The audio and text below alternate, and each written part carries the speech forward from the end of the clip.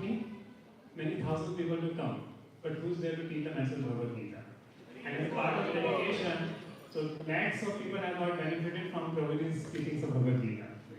There is no screen. No So screen Prabhuji is is President of ISKCON Pune and Global Deputy Officer for Western Outreach and founding President of Voice Youth Clubs in Indian universities. So every college you go, you will find some youth preaching happening there. So Prabhuji has been pioneer in youth preaching and his RSA to GBC for Pune and other areas in Maharashtra, designer internationally acclaimed device stores, and Prabhuji received the Jeet Goswami Award, and plus now Prabhuji is preaching in US. So in a year, 3 months he gives for US preaching. And as I said, many places now in US also, many souls are getting benefited there. And we're very fortunate to have Prabhuji here. Prabhuji comes once a year and giving so much time. And further more classes Prabhuji will be giving. So we are so fortunate, and many of us have been enlivened by Prabhuji's association since decades. So let's welcome Prabhuji and chanting one time Hare Krishna. Hare Krishna, Hare Krishna,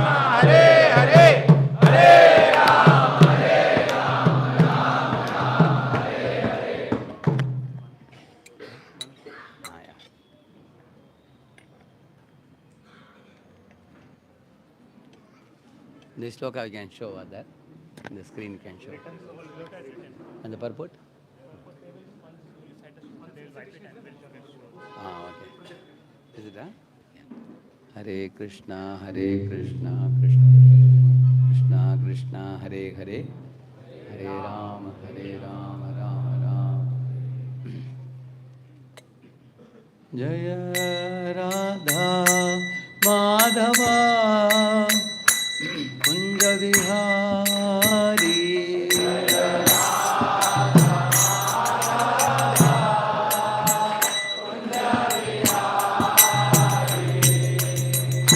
Gopijana Vallabha Girivaradari.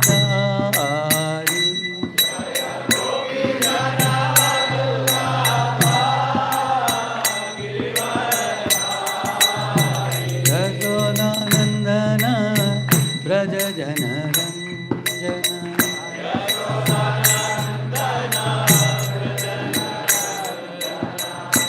Yashodanandana Braja Jana Ranjana.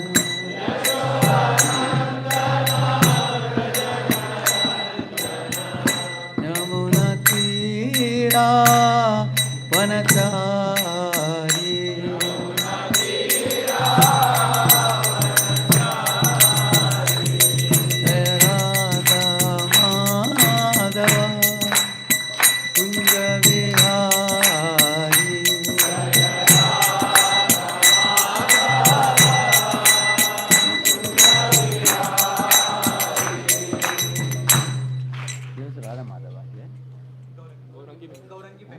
Gaurangi? Okay. Shri Gaurangi Bangleshwar ki. Prabhupada gave Radha Londoneshwar. Similarly, Bangleshwar. Very good. Shri Gaur Nithai ki. Shri Jagannath Balasudhara Maharani ki. Lakshmi Narsingadev Bhagavan ki. Srila Prabhupada ki. Samaveta Gaur Bhakta Vrinda ki. Kaliyuga Pavana Harinama Sankirtan ki. Grantaraj Srimad Bhagvatam ki. Om Ajnanatimirandasya Jnananjana Shalakaya Chakshugavunmilitam Yena Tasmai Shri Gurave Namaha Shri Chaitanya Manobhishtam Sthapitam Yena Bhutale Swayam Rupak Kada Mahyam Dadati Swapadantikam Vandeham Shri Guru Shri Padakamalam Shri Gurun Vaishnavamscha Shri Rupam Sagrajatam Sahagana Raghunathanvitam Tam Sajivam Sadvaitam Savadutam Parijana Sakitam Krishna Chaitanya Devam Shri Radha Krishna Padan Sahagana Lalita Shri Vishakhanvitamscha Nama Om Vishnu Padaya Krishna Preshtaya Bhutale Srimate Bhakti-vedanta Swaminiti Namine Namaste Saraswate Deve Gauravani Pracharine Nirvishesha Shunyavadi Paschatya Deshatarine Panchakalpatarubhyascha Kripa Sindhubhya Evacha Tanam Pavanebhyo Vaishnavebhyo Namo Namaha Jaya Shri Krishna Chaitanya Prabhu Nityananda Shri Advaita Gadadhara Shri Vasadi Gaura Bhakta Vrinda Hare Krishna Krishna Krishna Hare Hare Hare Rama Rama Rama Hare Hare. Is it all right? Om Namo Bhagavate Vasudevaya.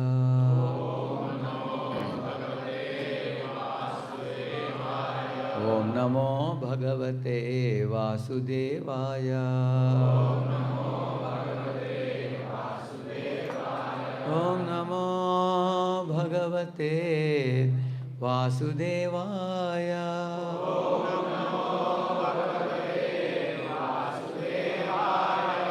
Narayanam Namaskritya Naram Chaiva Narottamam Devim Saraswatim Vyasam Tato Jayamudiraye Nashtaprayeshu Abhadreshu Nityam Bhagavata Sevaya Bhagavatyuttamaśloke Bhaktir Bhavati Naishtiki Krishnaya Vasudevaya Devaki Nandanaya Cha Nandagopa Kumaraya Govindaya Namo Namaha. Welcome all of you for the Sunday Feast program at Sheshadripuram Sri Jagannath Mandir. Very happy to be with all of you here. This is the first temple from where SNGM, Sri Narasimha Giridhari Mandir and South Bangalore, ICC, they all expanded from here. So I used to come here many years ago when there was a 7 or 8 member committee here. So many of them are very senior leaders and now have taken up responsibility in different parts of Bangalore and other places. But I remember this temple fondly due to my regular visits here, and Anukul Keshav Prabhu is always welcoming. Thank you, Anukul Keshav Prabhu, Dandavat Pranam. And Dandavat to Bhaktivinoda Prabhu also. And also all other devotees. Hare Krishna.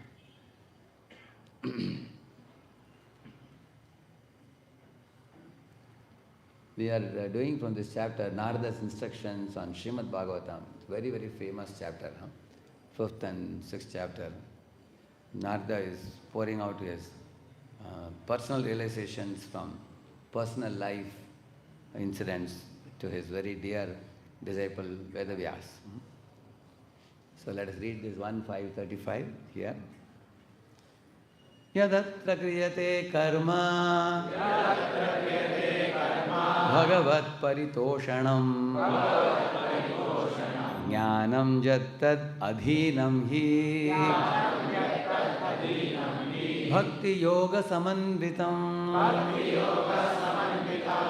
All Prabhujis together.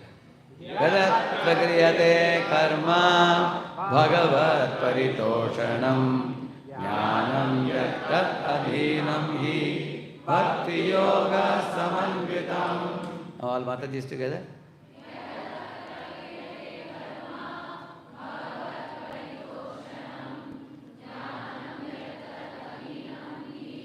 Bhakti-yoga. They got the meter exactly. Huh? Sometimes I sing in 1 meter and all people sing in different meters. But they captured the right meter. Give them an applause. Very good. Very good. Yat. Whatever. Atra. In this life or world. Kriyate. Does perform. Karma. Work. Bhagavat. Unto the personality of Godhead. Paritoshanam. satisfaction of. Jnanam, knowledge. Yat tat, what is so called. Adhinam, dependent.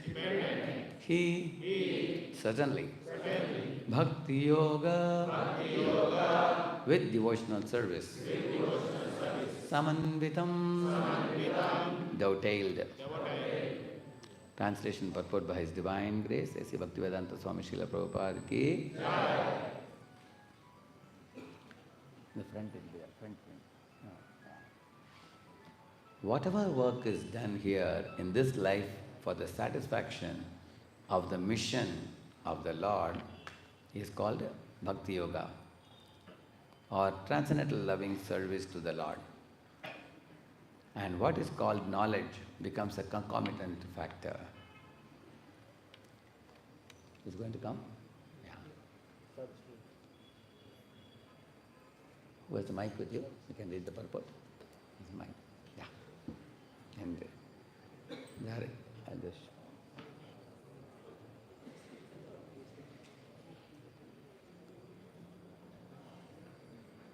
Okay. The general and popular notion is that by discharging fruity work in terms of the direction of the scriptures, one becomes perfectly able to acquire transcendental knowledge for spiritual realization. Bhakti Yoga is considered by some to be another form of karma. But factually, Bhakti Yoga is above both karma and jnana. Bhakti Yoga is independent of jnana or karma. On the other hand, jnana and karma are dependent on Bhakti Yoga. This Kriya Yoga or Karma Yoga, as recommended by Sri Narada to Vyasa, is specifically recommended because the principle is to satisfy the Lord. The Lord does not want His sons, the living beings, to suffer the threefold miseries of life. He desires that all of them come to Him and live with Him. But going back to Godhead means that one must purify himself from material infections. When work is performed, therefore, to satisfy the Lord, the performer becomes gradually purified from the material affection. This purification means attainment of spiritual knowledge. Therefore, knowledge is dependent on karma or work done on behalf of the Lord. Other knowledge, being devoid of Bhakti Yoga or satisfaction of the Lord, cannot lead one back to the kingdom of God, which means that it cannot even offer salvation, as already explained in connection with the stanza beginning, Naishkarmyam apyachit bhava varjitam, nashtopati jnanamalam niranjanam, that verse. The conclusion is that a devotee engaged in the unalloyed service of the Lord, specifically in hearing and chanting of His transcendental glories, becomes simultaneously spiritually enlightened by the divine grace, as confirmed in the Bhagavad Gita.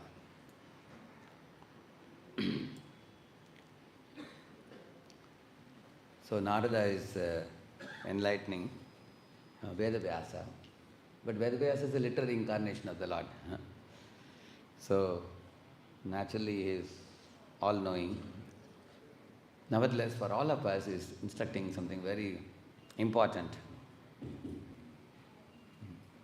You see, today I think many people are celebrating Ganesha Chaturthi, I think. Correct, huh? So, Lord Ganesha is very famous, just like Hanuman is very famous in India. Huh? People worship Ganesha with great pomp everywhere.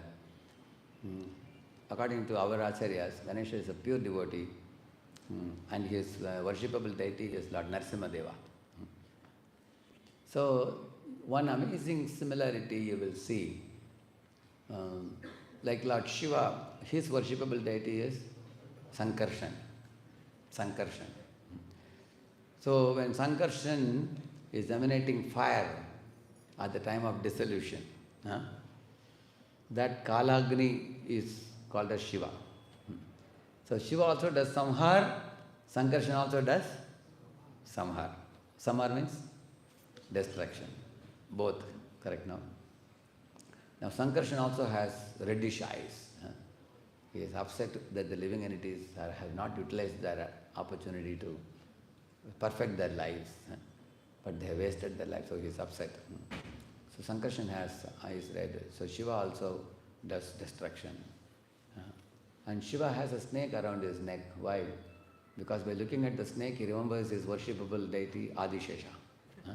Sankarshan, by seeing, he gets samadhi quickly. It's called Uddipan. Just like in the halls we put pictures of the Lord. Why? Because when you look at those pictures, you remember Krishna and the pastimes, like that. In the same manner, our Narasimha and Ganesha also.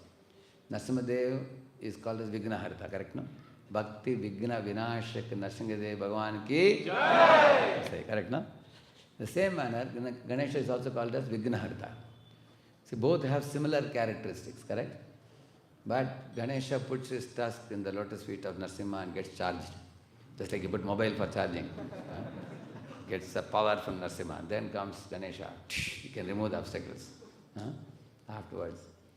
So therefore he is a pure devotee. So once upon a time, when Vedavyasa decided that all the Vedic literature should be put down in writing, because Kali Yuga is just starting, and the living entities in Kali Yuga cannot even remember their mobile number also. Even for 9-digit, 10-digit, they have to take a pen and paper and note down. So they may forget all the shlokas and by hearing they may not remember everything. So we should put down everything in writing. Keeping that in mind, Vedavyasa invited all the demigods. Who would like to become my stenographer? So I will dictate, and you have to take the dictation and put down everything in writing. Many demigods came with their scribe and everything, because it's a very laudable service, isn't it? Because imagine, it's going to be recorded in golden letters that you are the one who wrote down all the Vedic literature on the dictation of Vedavyasa. For all time to come, you will get a good name. Who will not want that? But then Vedavyasa put conditions that when I am dictating, I will dictate non-stop. And you cannot say I have to go for one in between. So you cannot take any break. Only when I give break, you can take. Other times you have to continuously write. So many of them backed out. And he also said, you should never ask, second time. Some people ask, never say that. Continuously you should write. If you ask second time, it will be considered offensive. Then many more demigods backed out. They said, this is too much. And everything in Sanskrit you have to write. How can you not ask for the second time? Like that, one by one, all of them pulled out. But all of them considered Ganesha to be most qualified. He's very intelligent, Ganesha. He's a good listener. Very intelligent. I will tell you Ganesha why he's intelligent with another pastime, I'll tell you. But now you can know he's very intelligent. All devatas also felt it. So when he was put in the front, Ganesha agreed to take up the task. So Vedavyasa would dictate and Ganesha would write. Ganesha was so fast that he would write fastly and look up. And Vedavyasa thought that, my lord, I can't catch up with his speed. So then Vedavyasa made some of the slokas very jatil, very difficult, so that Ganesha will take some time to write and he can relax a little bit. So in this way he put down all in writing. So thanks to Ganesh for making all the Vedic literature available to us by taking the dictation and doing this valuable service, seva. Once upon a time, Mother Parvati got one mango, and she thought, I have 2 children, but I only have 1 mango. Isn't it? So, in the Bhagvatam there is one verse, when Rukmini goes to, in Avanti, Rukmini lives in Avanti right now. Avanti is where? Vidarbha. Vidarbha. Sorry, not Avanti. She is living in Vidarbha, Kaundinyapur. Kaundinyapur. Avanti is near Ujjain. This is Kaundinyapur, where Rukmini was born in Vidarbha, near Amravati. So when her marriage was supposed to be with Krishna, to attain Krishna, she went to an Ambika's temple. Namasye Twambike Abhikshnam Swasantana Yuvam Shivam Bhuyat Patirme Bhagavan Krishnastat Anumodatam. Like that she is praying. So what is she saying? Namasye to Ambike Abhikshnam. She is telling I offer my obeisances to Ambika. Who is Ambika? Durga, yeah, Durga. Swasantana Shivam Yutam. You are sitting with Shiva on your side and your two children. Who are they? Kartikeya and Ganesh. Bhuyat Patirme Bhagavan, she is telling. May Krishna become my husband. Bhuyat Patirme Bhagavan. Krishnastat Anumodatam, she is telling. Please look at me favorably and bless me that Krishna will become my husband. Like this she is praying. So, in the temple where she went, there was Shiva, Parvati and the two children sitting. Ganesha and Kartikeya on their lap. So Mother Parvati is telling Ganesha and Kartikeya that I only have one mango, let us see who will, win this competition. So whoever can go around the world and come back first to me, they will get the mango. Immediately Kartikeya, he is very technically sound. He has this peacock. He arranged this peacock in the evening.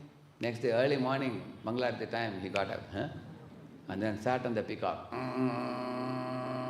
Started traveling across the globe. Got into action.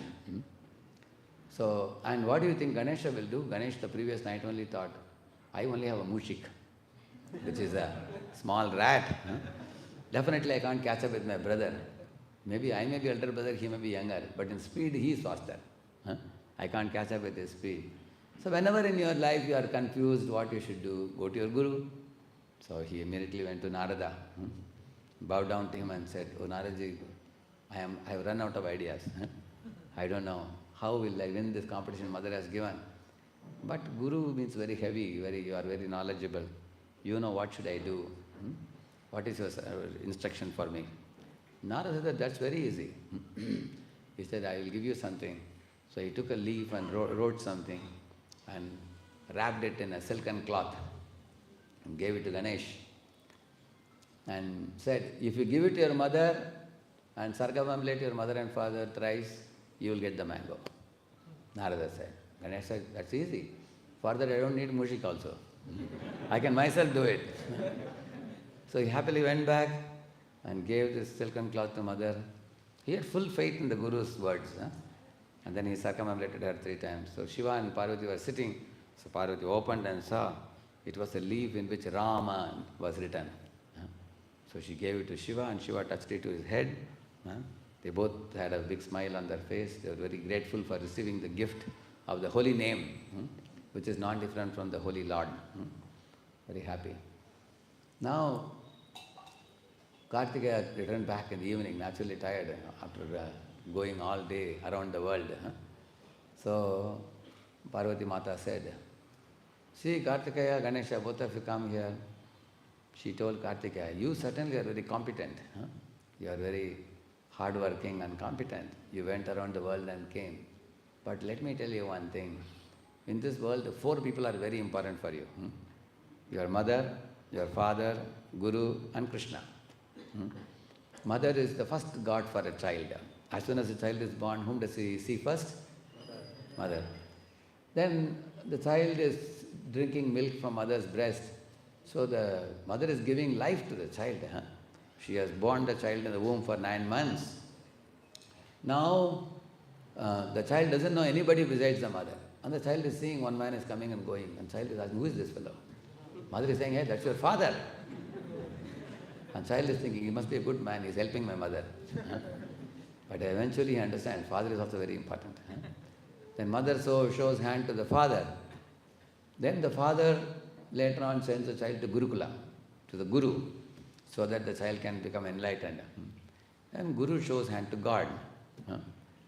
Ultimately, then the child understands, oh, God's love is manifesting in my life through Guru's love and parents' love. Whatever love these parts and parcels of the Lord are giving, it's ultimately now I have found out the source. Aham sarvasya Prabhu. Then one becomes completely sold out to the Supreme Lord. So, in this way, these four people are very important. And then the mother told, you see, Ganesha, he went to his guru and bowed his head to guru, and he got guru's blessings.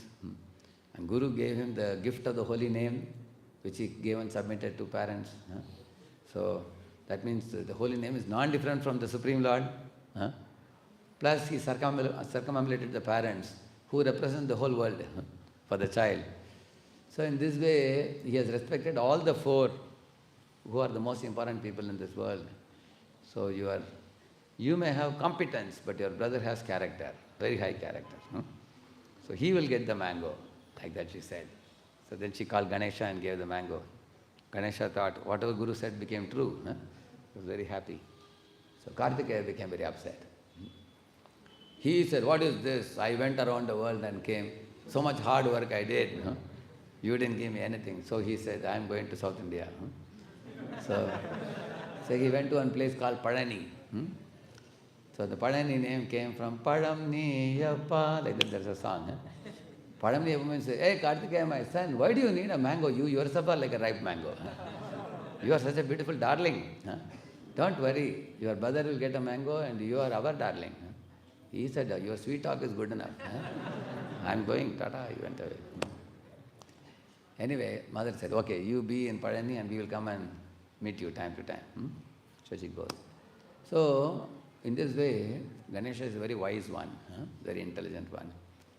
He is teaching us that we should take shelter of Guru. And he knew how to tackle a complex problem. When Arjuna was in trouble, he took shelter of Krishna. 2.7 Bhagavad Gita, isn't it? So, all confusions are cleared when one walks the path of Guru, what Guru has laid down. So, in this way, Ganesha is worshipped as a pure devotee of the Supreme Lord. There are many more pastimes on Ganesha like this. There are some pastimes in relation to Krishna also. So, but the verse which we read today, my purport, is talking something very important, that a bhakta's activities appear to be the activities of any ordinary person, externally. Arjuna has a chariot, Duryodhana has a chariot. Arjuna has horses, Duryodhana has horses. Arjuna has bow and arrow, Duryodhana has bow and arrow. Arjuna is fighting, Duryodhana is fighting. So externally everything appears similar, the same. But there's a gulf of difference between the two people. It's like earth and sky difference. Arjuna is fighting to please Krishna. Because Arjuna actually didn't want to fight. Krishna even told him, Yadechasi tata kuru. But then Arjuna said, Karishye vachanam. Karishye vachanam mama or tava? Tava, he said. Initially he said, Karishye vachanam mama. I will do what I want. Finally he said, Karishye vachanam tava. Whatever you say, I will do. He surrendered. That means Arjuna is performing the battle for whose pleasure? Krishna's pleasure. And Duryodhana, he was telling his father, these Pandavas are 5 and we are 100. They have 7 Akshavanis, we have 11. Let us wipe them out once and for all from the planet and enjoy an unrivaled kingdom. Father, you make arrangements in such a way that I will be able to accomplish this goal. I will be happy, you will be happy. This was Duryodhana's talk. Yudhishthira Maharaj said, why are we fighting like a pack of dogs for a piece of meat? Let us cooperate with our brothers and divide the world and enjoy. Let us not fight, leading to a great war with a lot of bloodshed. This is Yudhishthira Maharaj. Yudhishthira, Arjuna, they all have similar mindset, Daivi Sampat. Very, very divine mindset, because they were guided by 2 great personalities, Krishna and Bhishma. So Bhishma guided Yudhishthira Maharaj in many of the Kshatriya-related duties. When Bhishma was about to leave the world also, in the Sankranti time, before that Krishna asked Yudhishthira to inquire about him, about Rajadharma, Stridharma, all the different dharmas, so that Keti can happen. Because a very great personality is going to leave the world now. So he will do knowledge transfer to Yudhishthira. Then he can rule the world subsequently. Correct, no? So, in this way, they were faithful followers of these two great personalities. And Krishna is Supreme Lord, and Bhishma is one of the Mahajans. They are following the Lord and the Mahajan. So their victory is certain for the Pandavas. But Duryodhana is guided by his own mind, whimsical mind, devilish mind. You can see that. So externally activities may look similar, but there's a big difference. I remember when I was a small kid, my father brought a Ganesh from the market and brought it. So we used to put flowers, garland. My mother used to make modakam, and offer to Ganesh and everything. But I saw after 7-8 days, my father took the Ganesh and I asked, where are you taking? Let Ganesh be at home. He said, no, we have to put him in the well. I started crying. Ganesh is so beautiful, why do you put him in the well? He said, that's a ritual, we don't know why. But we have to do it. I was very sad to know that poor Ganesh has gone into well. I didn't know why at that time. Later on, as I grew up and learned the philosophy, I came to know there is something called as Panchopasana. Panchopasana is instituted by impersonalists. In the impersonalist path, they follow that. They worship Surya, they are called Shauryas. They worship Shakti, called as Shaktas. They worship Ganapati, called Ganapatyas. They worship Shiva, called as Shaivas. Then they worship Vishnu, called as Vaishnavas. These 5 people, their understanding of worship of God is, you bring a murti, worship, because if you have some form on which you concentrate your attention and develop some affection, that will help you to withdraw your mind from the material attachments of the outside world. So you withdraw yourself and then chant some name, whatever God's name you want to chant, you chant, and then keep that murti. After some time, you can put the murti in the water by doing visarjan. Because you don't need murti. Now you have become advanced, now you don't need that anymore. You put it in the water and stop chanting that name also. Like that they do, this is called Panchopasana system. When I heard it, I thought something fishy here. Why? Because, how can somebody give up the person whom you are worshipping? If he is your master, that didn't sound well. And later on when I read Srila Prabhupada's books, things became crystal clear for me. So he said these are impersonalists. They think ultimately God is impersonal. And then he takes on different forms of different devatas. Therefore you can worship any form you want. You can worship Ganesha or Kartikeya or Shiva or Shakti. Ultimately they are all Supreme Brahman only. You can worship and then you put them in Visarjan. And then you merge in the Brahman and then you are only God yourself. This kind of understanding they have, impersonalist. But Vaishnava philosophy teaches completely opposite. What Vaishnava philosophy says, impersonal Brahman and Paramatma and Bhagavan, they are all 3 aspects of only one truth. Who knows that famous verse? Vadanti tattvavedas tattvam yajnanam advayam brahmeti paramatmeti bhagavaniti shabdyate. I'll show you that. If I show you a picture, you'll remember easily.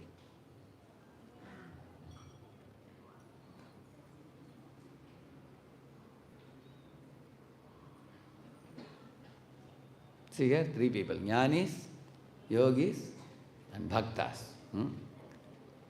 So Jnanis realize impersonal future, Brahman. And Yogis realize the Paramatma in the heart, who is a 400 form of Vishnu. And Bhaktas realize Bhagavan future, which is the personality of Lord Krishna. So the Jnanis use their mind to speculate about the absolute truth by considering the truth to be impersonal.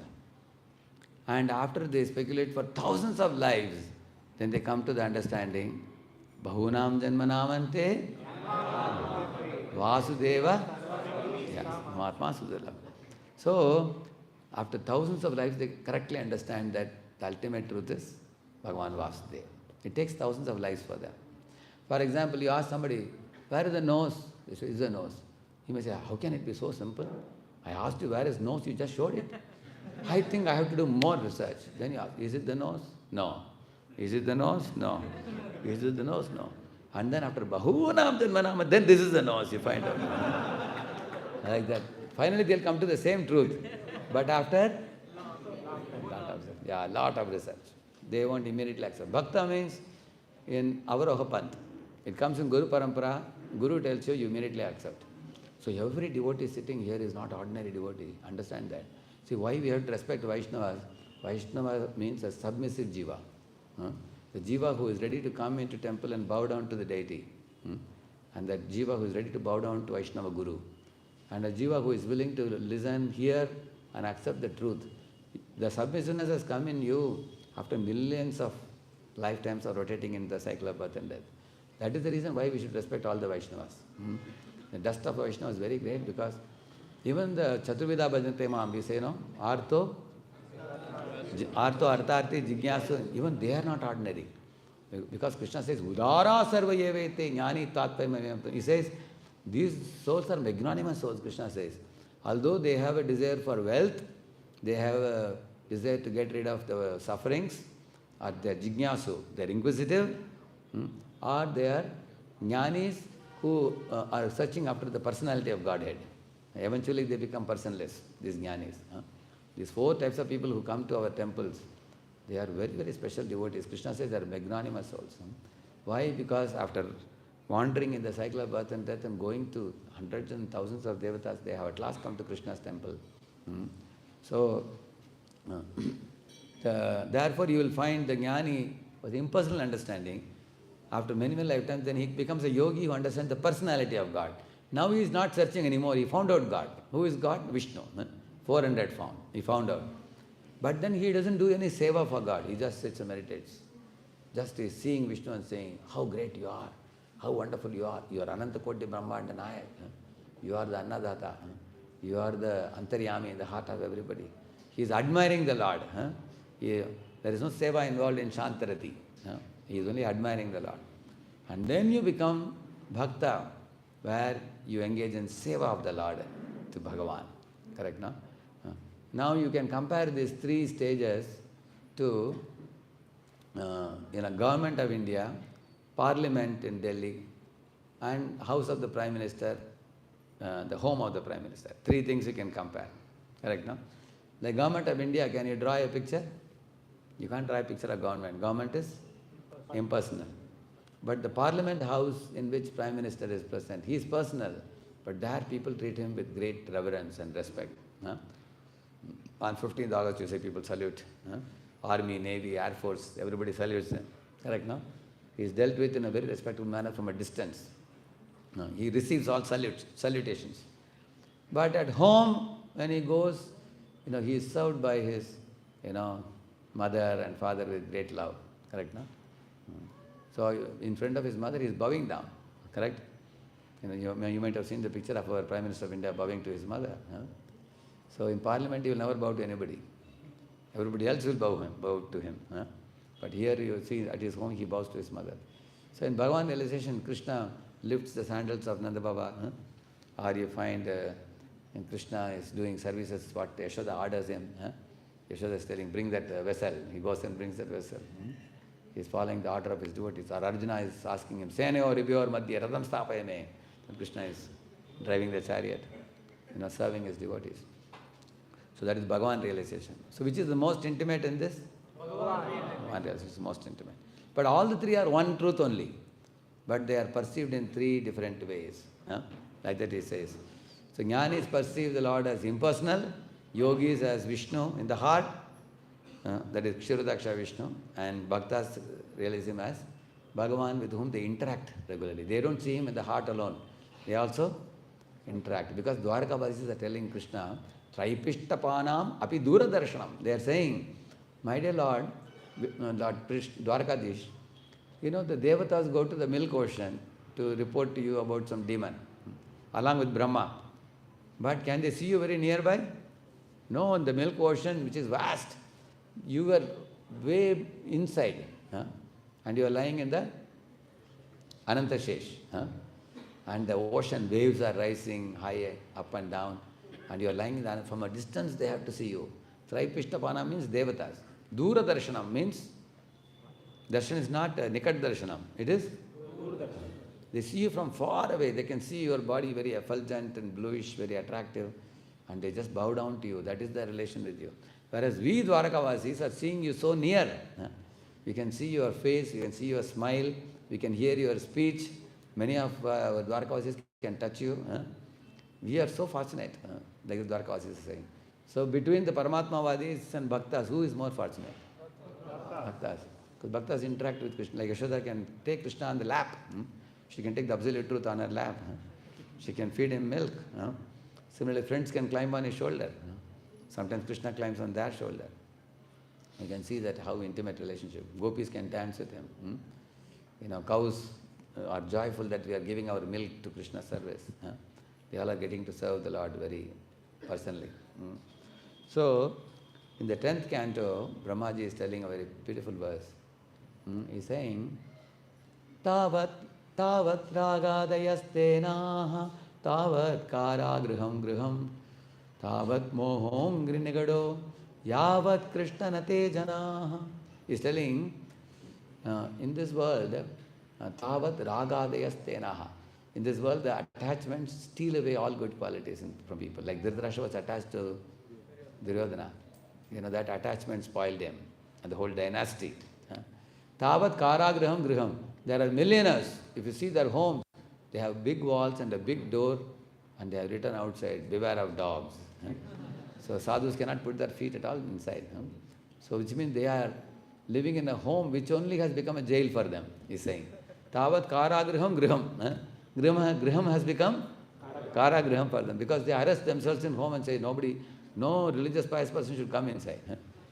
And we will just ruin ourselves and prepare our way to hell. Many of them are drinking, smoking and spoiling their life. That has become a jail for them. Tavat mohongri nigado, he says. Like a lion is very mighty, powerful, but they put some foot shackles for the lion in the forest. When lion walks over the grass, those shackles catch his feet. And the lion is screaming, he cannot escape. Lions are caught like that. Similarly, the moha, which means, what is moha? Illusion, illusory attachments in this world.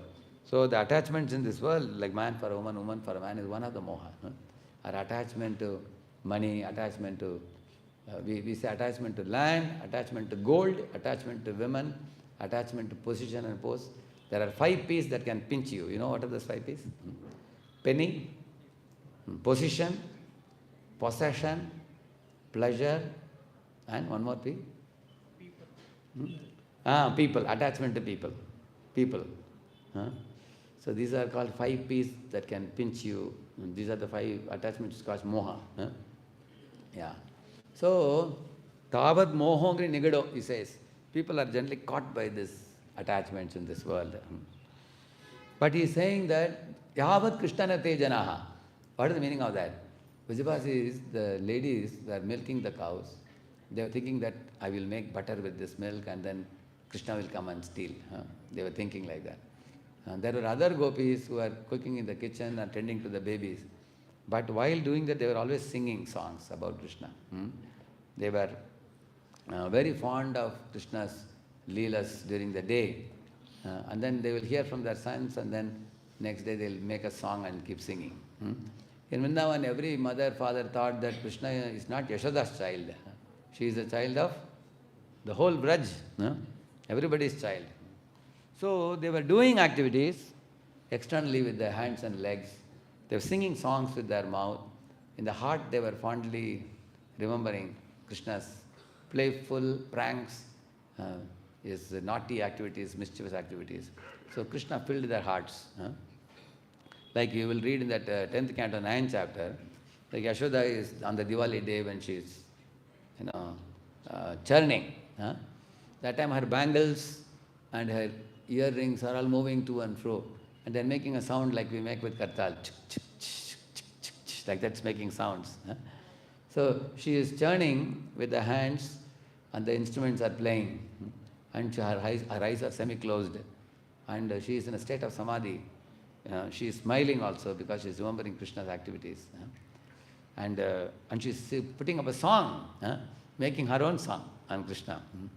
In Vrindavan, even today, Vajravasis, any pastime you say, they can make a song immediately. She made a song about Krishna's activities, and she was singing. There is one very famous poet in South India called Utkad Ramasubramanya Iyer. You must have heard the songs. Like he puts up a song, Vishamakarakandan, that kind of songs. They are like folk songs. Activities of Krishna which are very charming to the heart. So one line I will sing from that song. Because my sister's family is here, they'll be happy if I sing in Tamil. One song. Neelamegam pole irupaan, paadinalo nengil vandu kudiyirupaan. Kolam pullam kuzhaludi gopigalai kallamadi, konjam pola venai dadi endru kettu vaatamaadum vishamakarakan.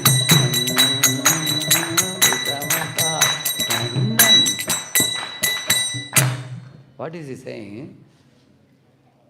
He's saying, Neelam Meham Pole Irupan means Krishna's body is like a bluish sapphire or like a fresh monsoon cloud.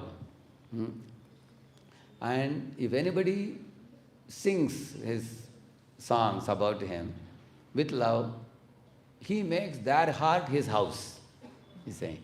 He says that, Paadinalo Nenjil Vandu Kudiyirupan, which means if you sing a song about him with affection, affectionately remembering him, he will he will come and reside in your house without your permission. Suddenly you will find him sitting inside. Because he's a thief. Thief doesn't take permission to steal. Not only he will come to your heart, he will steal your heart also. So Nenjil Vandu Kudiyirupan. And then he's saying, Kolam Pullangodaludi Gopivale Kallamadi. So there are the elderly gopis who are Yashoda's friends. So they would bring different items for him, like somebody would bring laddu, somebody would bring, the rock candy, somebody would bring rabdi, somebody would bring butter, they all would bring. And they would call Krishna to come. They would say that, Kana, if you sing, we will give you this gift. Because they knew very well that these are his favorites, most favorite items. They would bring those items. See, very clearly this shows that their intention was to please him. If you take rabdi, if you take rock candy, if you take makan, definitely Krishna will come running to us. So Krishna would go running to them, and they all would make a circle and sit and tell Krishna to sing. Krishna would say, you all have brought so many nice gifts for me, why only sing? I will dance also. So he will sing and dance. And they would be so charmed and pleased, everybody will give away what they have brought for him. In this way in Vrindavan, these ladies never knew Krishna is Supreme Lord. They were transcendently ignorant of Krishna's supremacy, which is called what Maya? Yoga Maya. Yoga Maya makes them forget Krishna's supremacy so that they can relish the joy of feeling Vatsalya Bhav for Krishna. So, yeah, in the same manner, the gopis, they felt Madhurya Bhava with Krishna. He would play many pranks with gopis also, many naughty pranks. Once, one day when Krishna came out of his Nanda Bhavan, he heard one fruit vendor lady selling this jamun. Jamun is blackberry. That has a special taste. You all know jamun? Yeah. So she was selling. So Krishna wanted to eat it. Because in those days they won't pay money. You have to give some item and then you get their fruits. So Krishna looked around. Next to his house there was a gopi who was drawing rangoli. And she had a lot of bangles in her hand. So Krishna ran there and picked up her hand and took out one bangle. And then he went to his house, and then the Jamun lady, he called her, gave this bangle to her, picked up both armfuls of Jamun, and just turned around, gave a big smile to Gopi and ran inside the house. So, and the Gopi didn't even sit down, she was shocked. This fellow snatched my hand and took away the bangle and went. So that day when Gopi met all her friends, she said, do you know what happened today? Look at this Kana, he snatched the bangle from my hand, and he purchased jamun with that. And some Gopi said, how dare he did that? You should complain to Yashoda about it. One Gopi said. Another Gopi said, if Krishna took one bangle, I would have shown my other hand also, take another one also. She said. One Gopi said, I would have given all my bangles to him, if you ask me. So in this way, they were doing prajalpa, but their prajalpa is called transcendental prajalpa. What prajalpa? In Radha Gopinath temple, Chowpatty, there is in that altar, they have many animals besides cow and, besides the cow and calf, they have deer, they have peacock, they have monkeys also. So there are 2 monkeys. So when I had joined full-time in 1994, I was there in the temple there. Till 95 I was there. So one of the days, suddenly I saw somebody is putting a hand around my shoulder. I thought maybe Gauranga Prabhu. So I turned around, so it was my spiritual master. I was like shocked there. He's putting hand around. So he was asking, Radheshyam, look at those monkeys in the altar. He said, do you know what they are doing? I said, Maharaj, I think they seem to be talking to each other. And there are also parrots also on the top. You know, Shuka and Shari, they also talk. So I said, Maharaj, I think they are talking to each other. So he asked me, do you know what they are talking? He asked me. I said, that maybe you can tell. No, I don't know, Maharaj. I said, Maharaj, they are doing transcendental prajalpa. He said, what prajalpa? Transcendental prajalpa means talk about Radha and Krishna. Talk about Krishna's activities and desires and pleasures. Anyonyamasit sanjalpa uttama shloka chetasam kauravendra purastrinam sarvashati manoharaha. Like that, there is a shloka in the first canto of Bhagvatam. When Krishna left Hastinapur, he was leaving Hastinapur.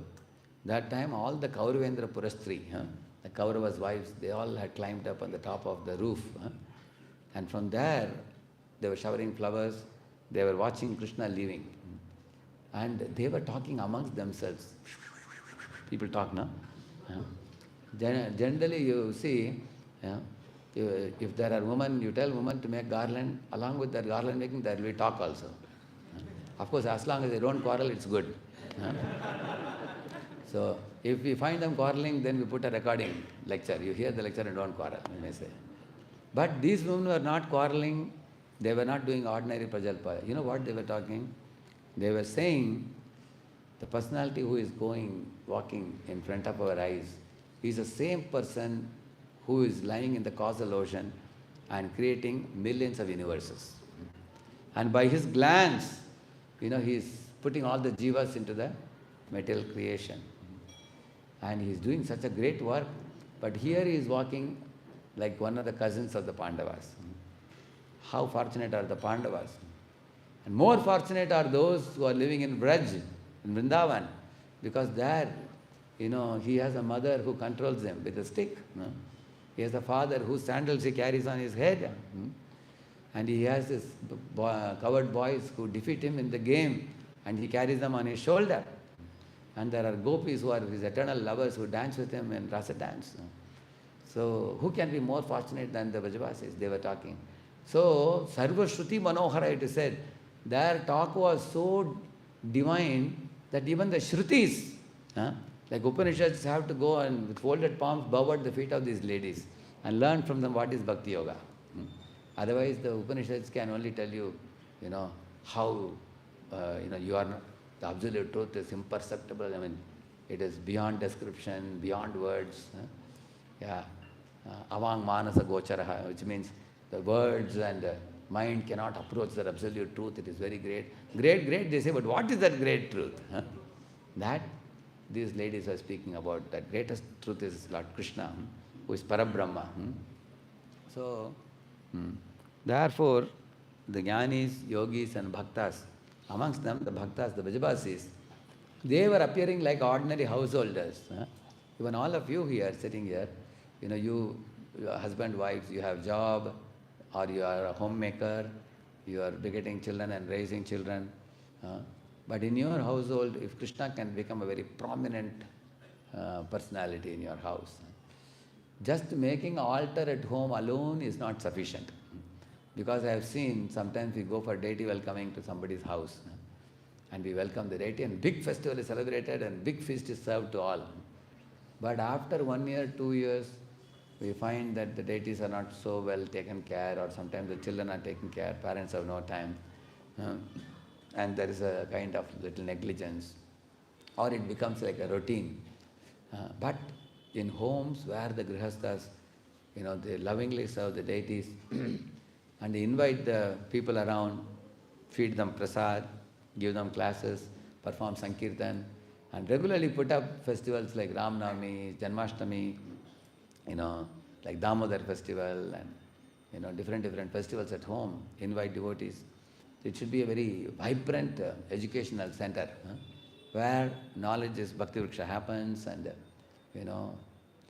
actually in the path of Bhakti Yoga, some amount of effort has to be put.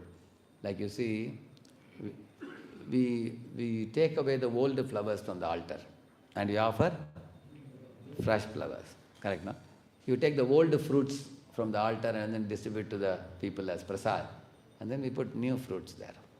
And then you take the lamp and pour oil, and then you lit up the lamp.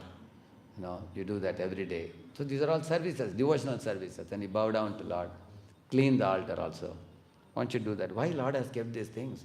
Because if you go to the altar and do this type of services, you will at least look at His face at that time. And then you will remember some of His qualities, some of His playful pastimes. And then that will touch your heart. Little by little the love will develop. But unfortunately nowadays people have many electric items. They have electric agarbatti. You have seen that? It has got 2 red tips. You have seen that? And they have a low voltage lamp also. They put the low voltage. And they have a flower garland which is completely made of plastic flowers. They just put that because they feel we don't have to change it every day, Every day why to change it?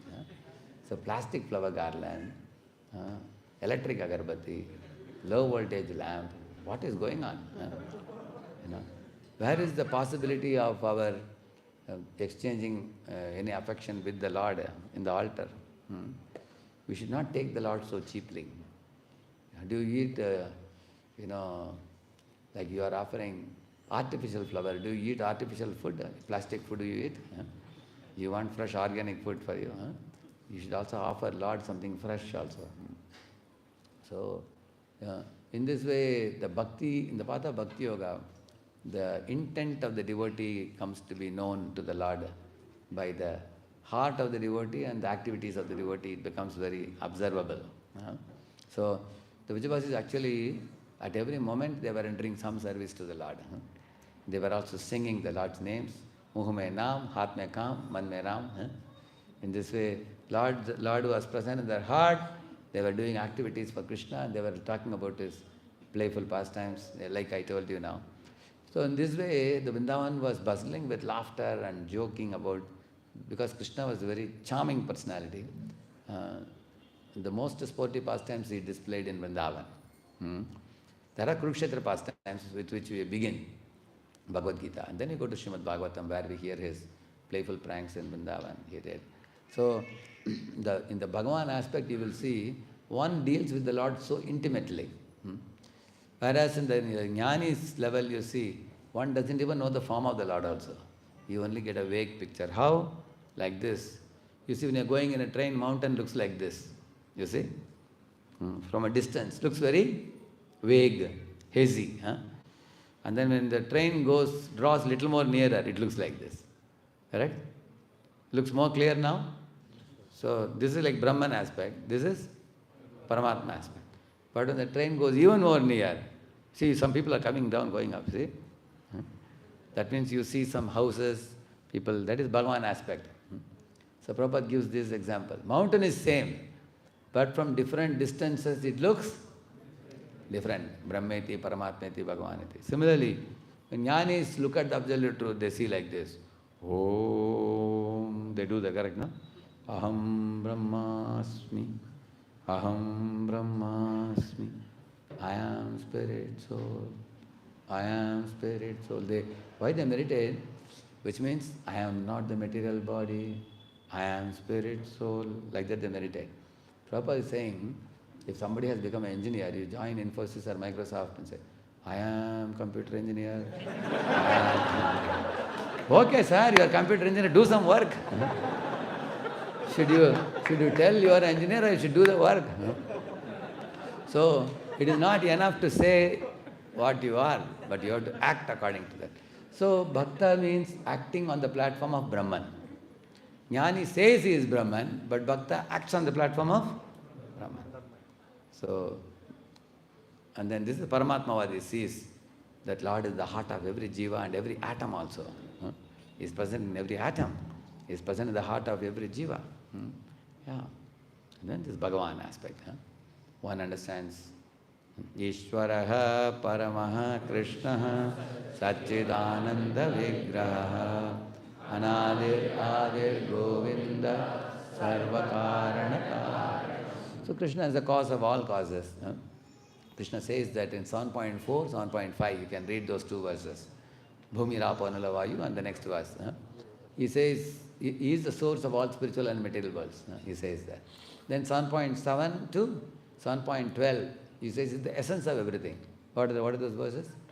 Rasoham apsu kaunteya prabhasmi shashi suryayo pranavasarva vedeshu shabdakke paurusham rishu punyo gandha prativyamscha tejaschasmi vibhapasau jivanam sarva bhuteshu tapaschasmi tapasvishu bijam mam sarva bhutanam vidhi partha sanatanam buddhir buddhimatam asmi tejas tejasvinamaham balam balavatam chaham kama raga vivarjitam dharma viruddho bhuteshu kamosmi bharatarshava ye chaiva satvika bhava rajasastamasascha ye matta eveti tan vidhi natpaham teshu te mayi trivirgunamayir bhavai ye visarvamidam jagat mohitam nabijanati mamebhya paramavyayam.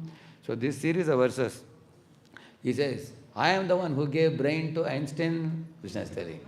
Einstein didn't create his own brain. And I am the one who gave strength to Mike Tyson. Otherwise Mike Tyson cannot punch somebody. Who gave him the strength? Krishna says, I am the strength of the strong. I am the intelligence of the intelligent. I am the taste of all juices. I am the light of the sun, light of the moon, which means it's the essence of everything. What is the essence of a sun? Heat and light. Is there a sun without heat and light? No. He is the essence. Krishna is the essence. Krishna is the essence of the moon. So, if you take a fruit and you eat, immediately you should think, where did this fruit come from? Cause of all causes? He says 14.4. What is it was? Aham bija? Yeah. So, Krishna caused this fruit to happen. And how it came? The sun brought the rain shower and the tree grew and it produced the fruit. But the seed of the tree was given by Krishna. And not only sun and moon are two eyes of the Lord. The sun is one eye, hot eye, which produces the fruit. And the cold eye is the moon, which gave the juice in the fruit. So, in this way, Krishna says, the program for the fragrance in flowers, where is it? Earth. Punyo gandha prativyamse. The program for the juices in the fruits is where? Moon. So that means these essences are coming from Krishna. Krishna is the cause of all causes, essence of everything, and he is the best of everything. Krishna says, I am not a pond of water, I am not a lake, I am the ocean. Wherever you see ocean water, Krishna says, I am that. Similarly, I am not a small, mound. I am not a small mountain. I am the Mount Everest, he says, because there is no mountain taller than Mount Everest.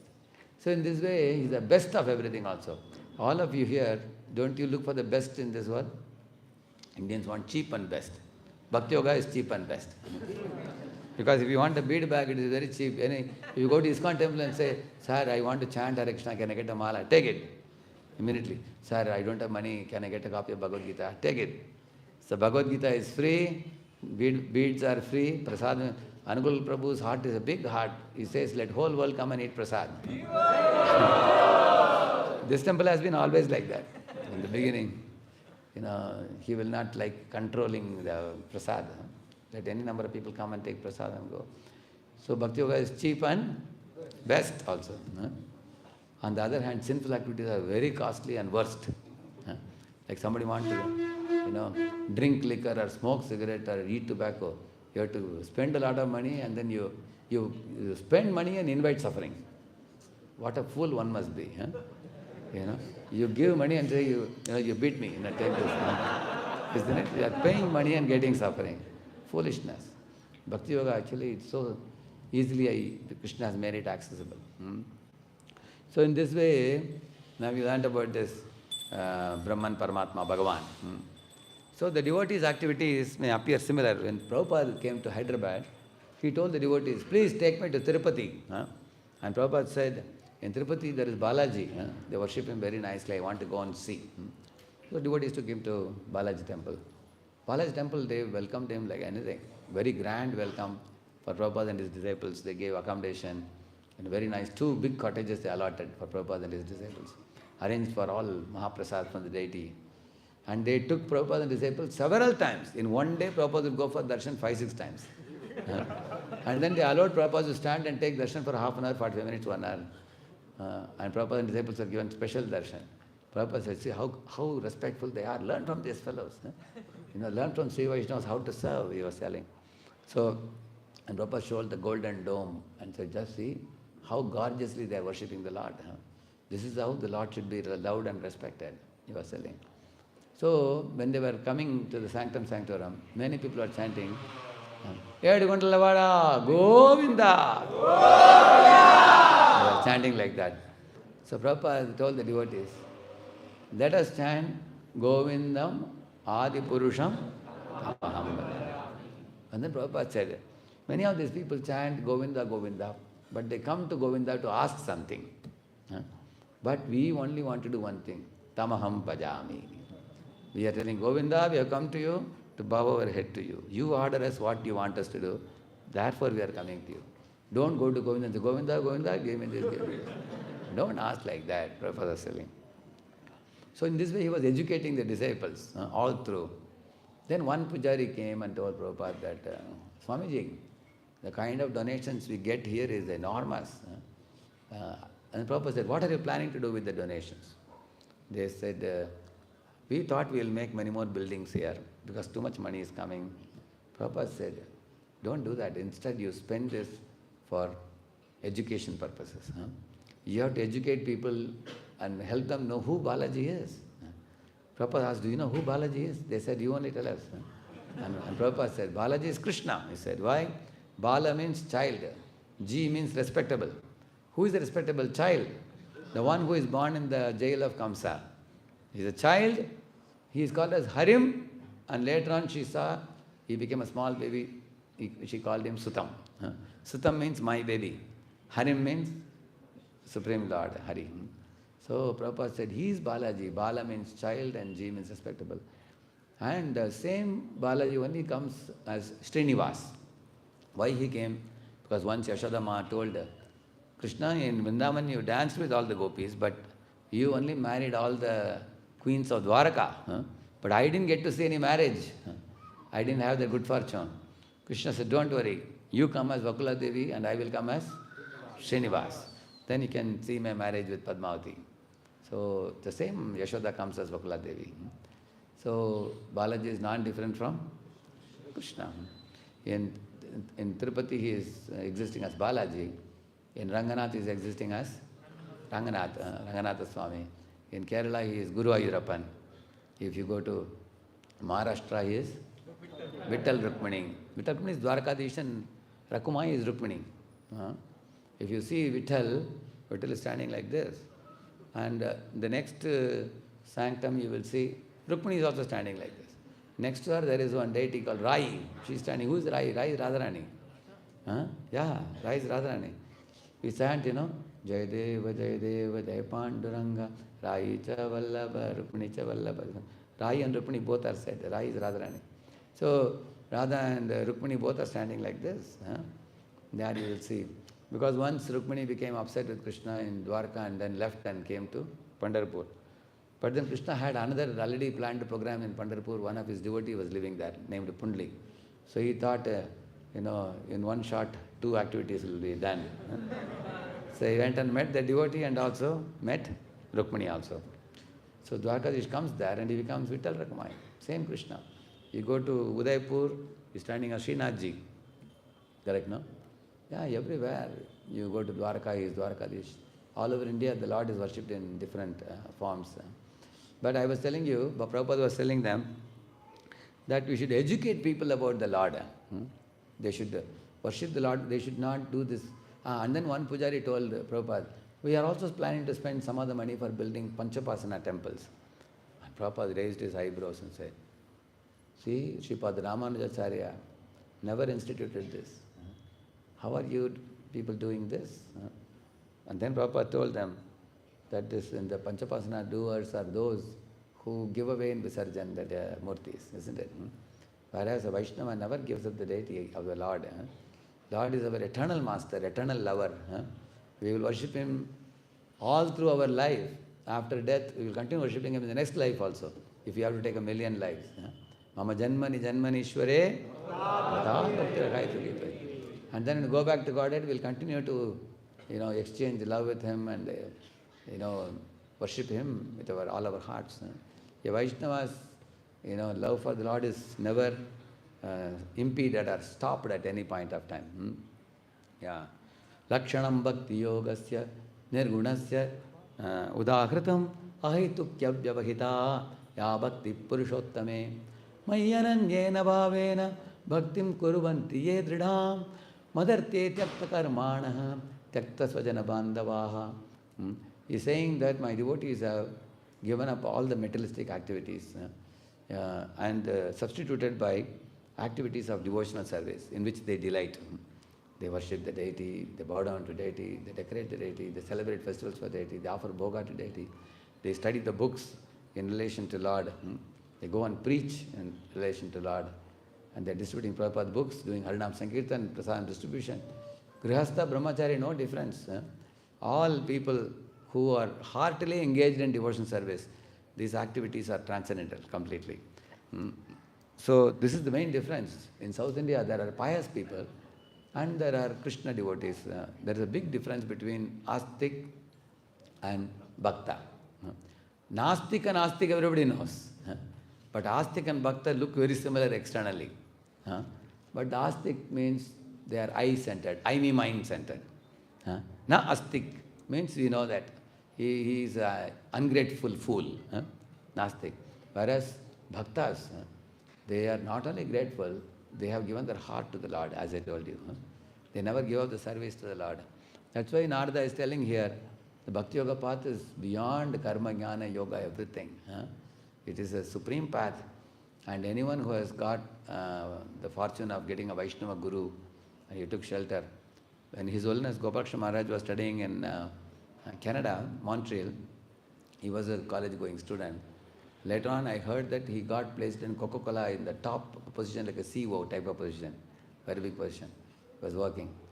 So he was in search of God, and he came to the temple, Montreal temple, and devotees told about Prabhupada, and he became very inspired. He hadn't seen Prabhupada. So before Prabhupada arrived there, they gave him seva of cleaning the room. He cleansed the Prabhupada's room, kept everything ready. And then when Prabhupada came, he offered obeisances and met him for the first time. Quickly he became touched by Prabhupada's preaching. And Prabhupada also told the devotees, he is the first Indian boy who is showing so much interest. All of you pay attention to him. He is going to take a big responsibility. And then devotees also took care of him, and then he would come on a Sunday. He would come for 12:30 Arati, then attend the Sunday feast program, take feast, hang around with devotees asking questions and everything. At night he will take milk along with Krishna book reading. Then 9:30 he will leave. Can you imagine? Morning 12:30 you come and 9:30 you leave. So when he was working in the company, he was drawing a very big sum of money. But after becoming initiated by Prabhupada, he was so pleased with Prabhupada, he would bring all the salary and give it to Prabhupada. Prabhupada would say, how will you run your family if you are giving everything to me? He would say that, keep it with you, Prabhupada, whenever I want something, I'll take from you. He would say like that. That's the way he dedicated himself. Very soon he left all the worldly ties and dedicated his life. And Prabhupada made him the trustee of BBT and told him to print and publish books and distribute. So in 80 languages, he got them translated and published. He did a lot of hard work in terms of getting them translated and published and making BBTs in different places, including Russia, and distributing the books, taking tremendous risk in Iron Curtain countries. So he is one shining example of a highly dedicated, fully devoted, loyal disciple of Srila Prabhupada. And towards the last part of his life now, he gave a will. If many of you might have heard the will. Will is so pure will. He says, never leave ISKCON, Always be loyal to ISKCON. And don't do any independent activities. Connect everything to ISKCON. So, such a very, very beautiful will he wrote. And just as we appreciate Prabhupada's books for the next 10,000 years, this will is exactly in alignment with what Prabhupada would want. So, let this will go on forever for all the future devotees of ISKCON. If they stick to this will, they will stick to Prabhupada's will also, Prabhupada's desire.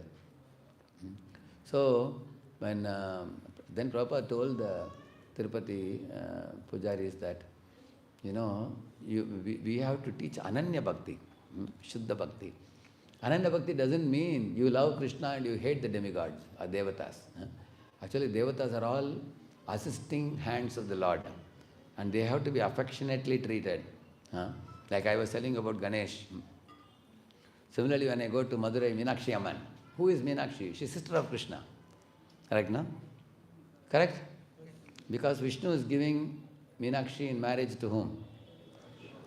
Not Shiva. How many of you have seen that Murti? Have seen that, correct? In many marriage invitations, they put that. In South India, you must have seen that.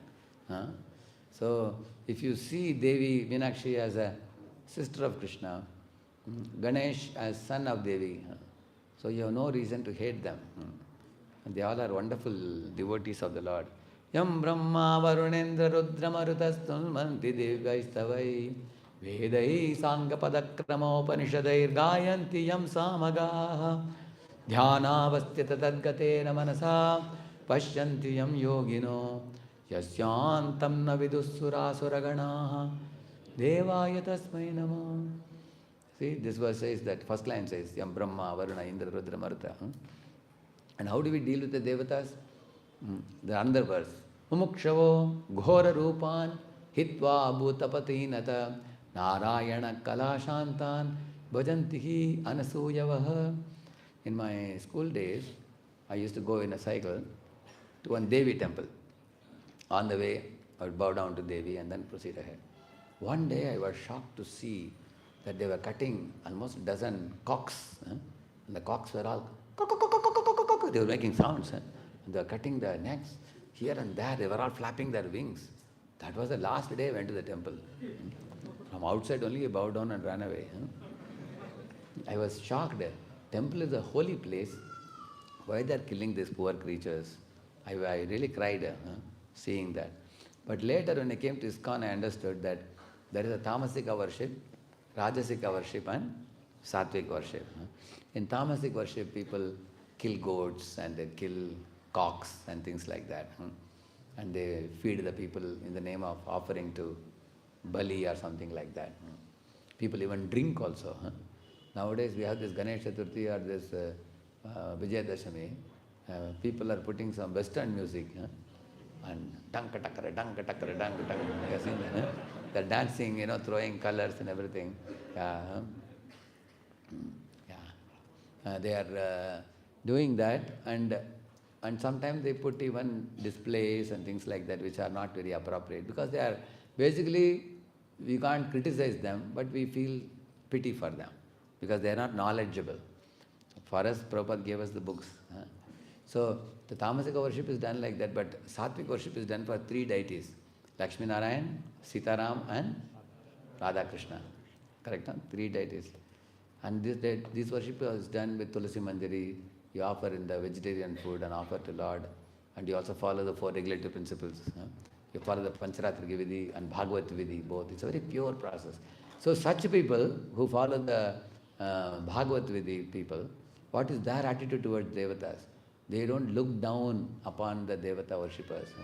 People who worship, Chandi, Chamundi, Bhadrakali, or Kala Bhairava, Shmashana Bhairava, and all that people worship.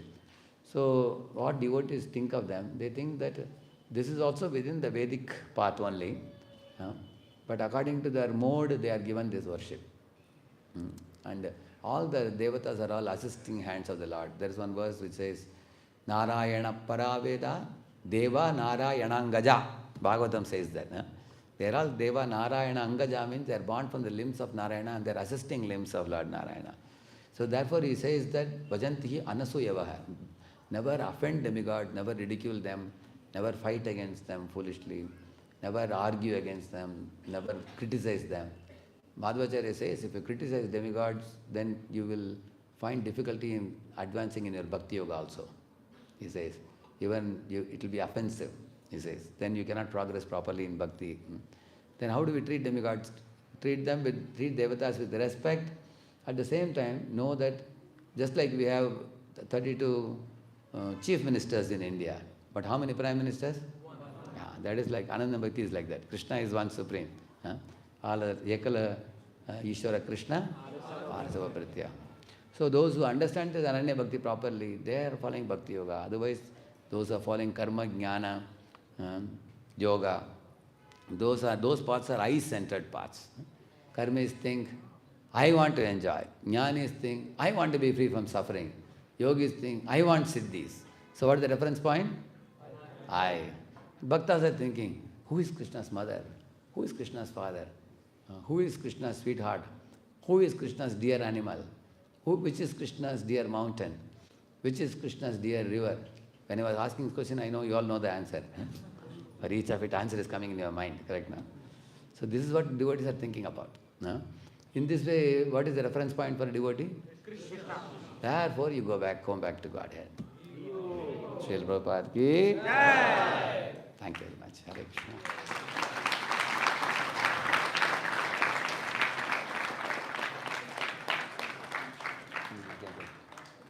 He's saying I can take some questions. There is one hand behind, way behind. Give the mic to him. Yeah, you are. I can. The blue T-shirt, the blue shirt. Yeah, you can go. 3 questions. Okay. 3 questions.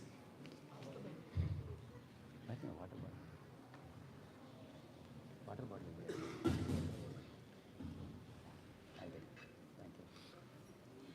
Prabhuji, thanks a lot for the class. It's nice to see you again. Prabhu, I have one question regarding the last part of your talk, that is, who is Krishna's father? So, one of the things that is taught in this one is that Shabda Praman is more authentic and Correct. more reliable. Correct. But when you think of Krishna's case, for example, if Krishna was to know his father, and if he asks Yashoda, he'll get the wrong answer. So, my question is, shouldn't we also know who is our mother in order to know who is our father? Actually, Vedas are our mother, Guru is the father, Vaishnavas are our relatives. Shastra say that. Like when you take Diksha, on the day of Diksha, Guru becomes spiritual father. And Vedas are our mother, Veda Mata, it is said. And all the Vaishnavas become our, we generally have blood relatives, but once you become initiated, they become spiritual relatives. Therefore we say God sister, God brother, we say like that. No, the reason I'm asking this question again is, how do we really know whether Vedas are our mother, Vedas are absolute? Because the deeper question that I'm going to ask is, should we first accept and then realize, or should we realize and then accept? Because it becomes like a hen-egg cycle. Yeah. It becomes especially important in war-like situations. See how, I'll tell you one simple thing. When you go to a college, say you want to study electrical engineering, first year you go, they give you BL Taraja, they give a bulky book, but read the book. And then as you proceed, in your BTech, then you go for MTech. MTech you can do little research. And then PhD you can fully get into research. Similarly, and then prior to this you have done LKG to 12th standard, you have done. Which means whether it is religion or whether it is science, in both the cases, first you should take in a little bit so that you will have sufficient amount of information and then you can research. Yeah. Like for example, you agree to join a Bhagavad Gita class weekly once. Come for 3 months, 6 months, you hear classes. And then after a period of 6 months to 1 year, you have substantial information now. And then you may want to compare it with what you already know before. And then you may analyze why this, why that. You can ask questions. If reading books is very easy, then you don't need a guru at all. And the Shastras are full of contradictions, which you can only resolve when you take shelter of a guru. Shastras purposefully give contradictions, so you'll run to the guru to say, why is there a contradiction? That's why they give. And then when you hear from guru, the contradictions are cleared after that. It's clear now? something related because it's a war-like situation because you said that Krishna was accepted as a guru during the war. Yeah. And it's a very delicate subject. Correct. It's got high stakes. So my question here is, and you also told that Arjuna's consciousness was to give pleasure to Krishna. Correct. So it can easily be misunderstood that Krishna gets pleasure from war. So could you please elaborate? Yeah, Krishna gets pleasure from war. There is one thing called Virya Rasa. You know Virya Rasa? Virya Rasa means Krishna likes war with Bhishma. Bhishma is his devotee who is on the other side. So you can ask, many devotees will get a great joy in seeing stunt scene in movie also. The stunt scene. It is a thrill also. At the same time, many people hate the war because they think 60 crore people or something have died in the war. Such a ghastly warfare. But every one of them went back to Godhead. In the Bhagavatam, there are 2 shlokas which say that. Parthastra puta padamapurasya. Bhagavatam says that. Actually, Krishna is the one who enacted this whole battle, bringing dharma and adharma opposite to each other. And then he liberated all of them and sent them back to Godhead. He is having the power to do that. It's not like a battle of Panipat or World War I or World War II or the current war in Ukraine. It's not like that. Or Hamas and Israel. It's not like that. Because here Krishna is in the center of the battle, enacting the war and delivering everybody. So nobody suffered due to the war because ultimately Krishna took them all back to Godhead. All right? Thank you. Who was? Yeah?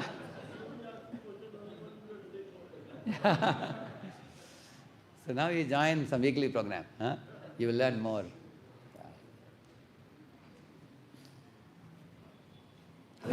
Haribol.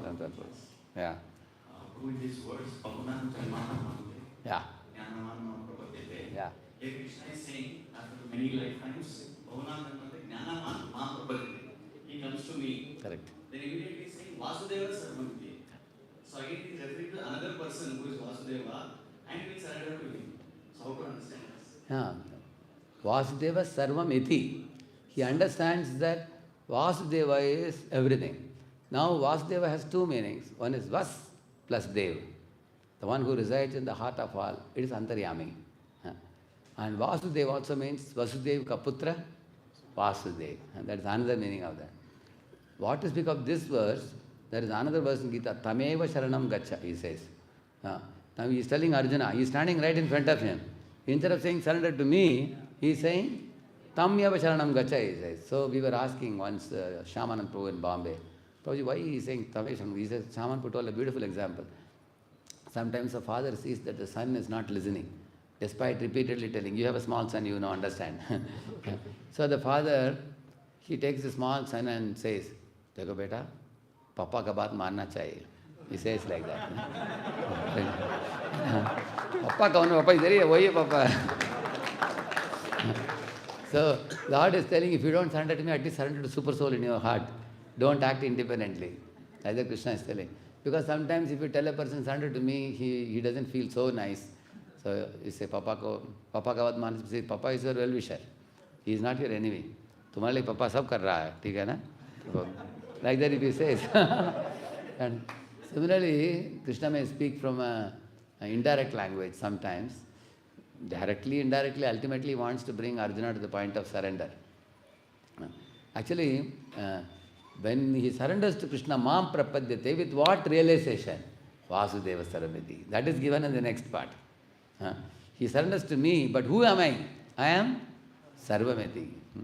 Vasudeva Sarvamiti. He understands me not as a part of the creation, but I am everything in the creation. Because first Krishna creates millions of universes. Then he enters into each universe as Garbhodakshaya Vishnu and becomes the soul of the universe. Then he creates millions of atoms and enters into every atom. So there is no place where he is not present. So when one understands Yomam Pashyati, Sarvam Cha Mayi, Tasyaham Na Pranashyami, that realization he gets, that there is nothing in this world which is separate from Krishna. That realization, what it is, that he is telling in the second part of the verse. First part he says, surrenders to me. But while surrendering to me, with what consciousness he surrenders to me, that he says later. Is that clear? I think Mayavadis quote this verse and the verse which you mentioned to say that Krishna and what Krishna is speaking is 2 different things. No, they will say, Vasudeva means all-pervading consciousness. They will translate it like that. So, like the word Vishnu means one who permeates all. Why? Because he is in the heart of every living entity and he is in every atom also. But their understanding of all pervading means impersonal. Correct, no? But in Vaishnava Siddhanta it is explained, Srimad Ramanujacharya explains that the blueness cannot be separated from a blue lotus. Blueness is inherent in the blue lotus. Similarly, the qualities of Krishna cannot be separated from Krishna. Personality of Krishna cannot be separated from Krishna. It is inherently existing. When you say, there are many verses in Gita which say that this all-pervading concept is personal. For example, Kavim Puranam Manushasitaram Manoraniyam Samanusmaredyah Sarvasya Dataram Achintya Rupam. See, he says the Supreme Lord should be seen as the Kavi, most learned. Puranam, the oldest. Anushasitaram, supreme controller. Anoraniyam, smaller than the smallest, bigger than the biggest. Sarvasya Dhataram, upholder of everything. Achintya, inconceivable. Rupam, form. He says. Another verse. Sarvada Panipadam Tat Sarvatokshi Shiromukam Sarvada Shrutiman Loke Sarvamabritya Tishtati. He is saying everywhere are his heads, his face, his hands, his legs, his eyes, his ears. He is everywhere, but he is everywhere present in his personal form, because any person having head, hand, eyes, ears cannot be impersonal. Another verse, 7.24, you can see. Avyaktam Vyaktim Apannam Manyante Mam Abuddhayaha, he says. One who considers that I was impersonal before, now I have become a person, is an unintelligent fool, he says. Very simple verse. 14.27, Brahmano hi pratishtaham. The impersonal Brahman is an attribute of the personality of Godhead Krishna. So like this we can quote many, many verses in Bhagavad Gita where Krishna clearly declares that he is not, ultimately he is not impersonal. He is a person. So for those who want to do Ananya Bhakti, you have to be very clearly convinced. When Sripad Shankaracharya wrote this Bhashyam for the Vishnu Sahasranama Stotram, there he wrote one statement which even today Advaitis will fear if you quote that. Because he said, Parabrahman is impersonal, he says, and Krishna is Paratpara Tattvam. Brahman is Paratattvam, Krishna is Paratpara Tattvam, which means he is the source of the Parabrahman, the Brahma Jyoti, like that he writes there. So when I read one of the books, the Advaita books in those days, the disciple is writing, our Acharya Shankara has quoted like this. Probably he was very much overtaken by the Bhakti Bhava in which he wrote like that. Like that he is saying. Because they have no other explanation. So therefore similarly in his Sharirika Bhashya, one very important statement he quoted, Samudrohi tarangaha, nahi taranga samudraha, he wrote, which means the ocean can have waves, but a combination of waves doesn't make an ocean. Like that he said, which means the Supreme Lord has many part and parcel jivas, but the part and parcel jivas cannot be combined to make the Supreme Lord. So therefore, whenever we talk to impersonalists, I was given one topic called Achintya Vedaveda Tattva. So for that I prepared a PPT also. So there Advaita, Vasishtha Advaita, all the different philosophies, these kind of minor points we gathered together. So then it will be very easy to help those people understand how the personality of Godhead is supreme ultimately. And other impersonal aspect is his attribute. Just like this bulb, it has a personal form, but the light permeating the room is its attribute. So that is the way Sripad Ramanujacharya explained, and that is confirmed by Sripad Shankaracharya in one of his statements. All right? We can conclude here. You all have been very patiently sitting with rapt attention and enthusiastic participation. Thank you very much. Hare Krishna. Shri Prabhupada ki.